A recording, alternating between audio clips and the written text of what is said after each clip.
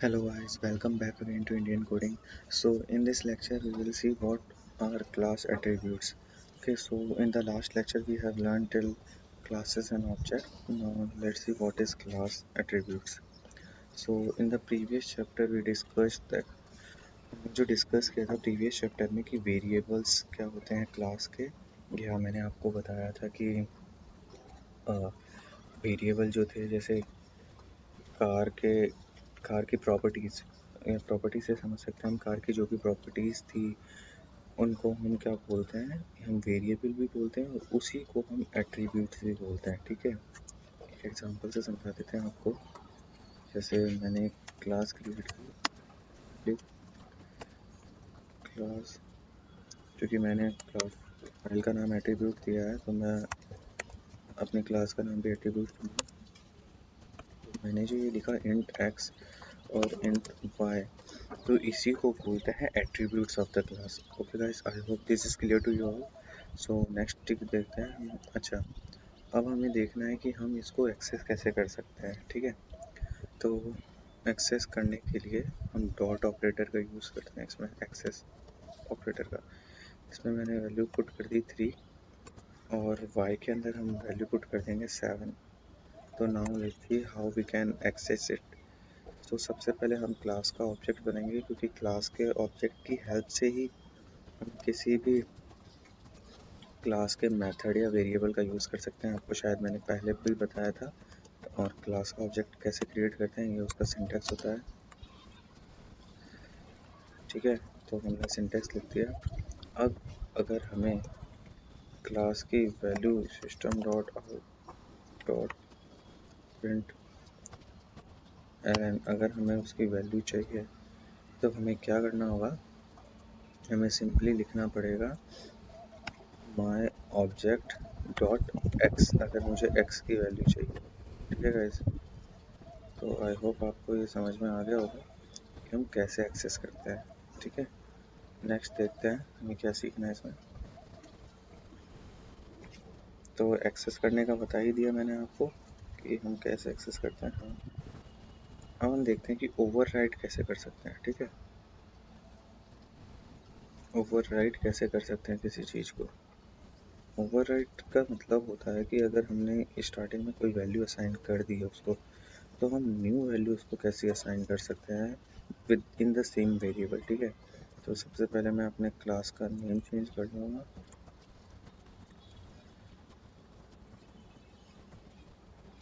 Attributes. ठीक है, मैंने एक इंट के नाम का वेरिएबल बना दिया है, उसमें वैल्यू असाइन कर दी मैंने 10। ठीक है, फिर मैंने अपना मेन मेथड बनाया जो हर फंक्शन में, हर क्लास के अंदर होना आवश्यक है, जिसको भी आप रन करना चाहते हैं।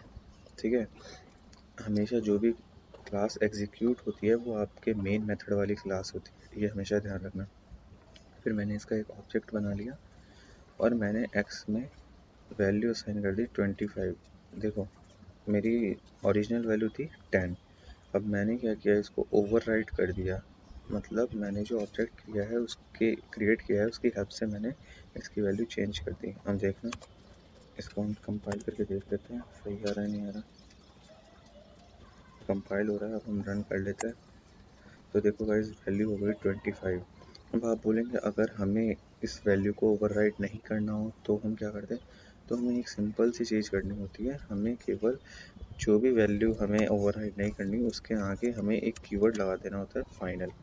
अब देखना ये एरर दे देगा। अगर हम इसको रीअसाइन जैसे करना चाहते हैं तो ये एरर दे देगा लाइन नंबर 6 पे।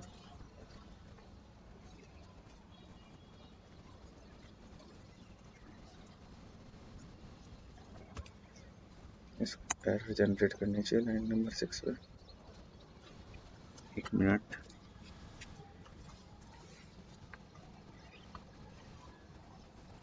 सेव कर लेते हैं एक बार,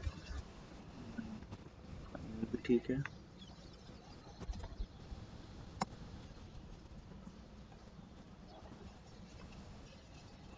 सेव में कोई दिक्कत आ रही है?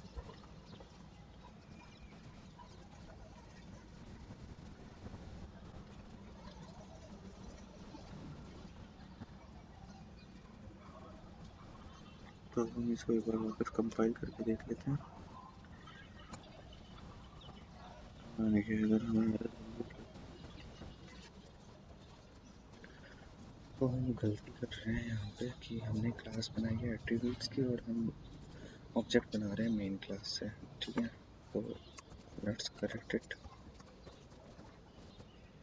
Now let me compile it again. It should throw an error. देखो guys, हमारे पास एरर आ गई। ओके ये तो हमारी सिंटैक्स एरर है। फाइल करते हैं। अब ये देखो, जैसा मैंने आपको कहा था कि माई ऑब्जेक्ट डॉट एक्स में हम 25 असाइन कर रहे हैं, इसको ओवरराइट कर रहे हैं। एक एरर जनरेट करेगी क्योंकि can not assign a value to final variable. मतलब अगर फाइनल में कुछ हमने असाइन कर दिया तो उसको रीअसाइन नहीं कर सकते। So I hope guys you got all the point I have covered in this lecture. If you still have any queries then please put your doubt in the Q&A section. Thank you.